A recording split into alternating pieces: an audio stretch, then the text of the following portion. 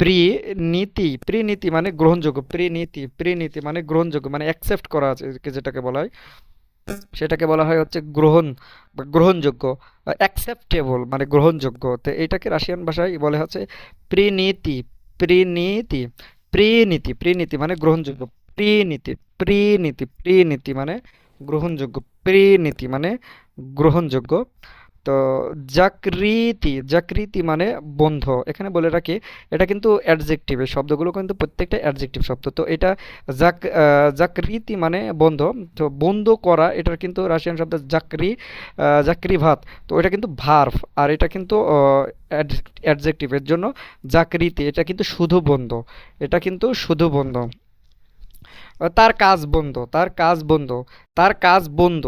দরজাটা বন্ধ করো, দুইটা কিন্তু দুই রকম, একটা হচ্ছে অ্যাডজেক্টিভ আর একটা হচ্ছে ভার্ব।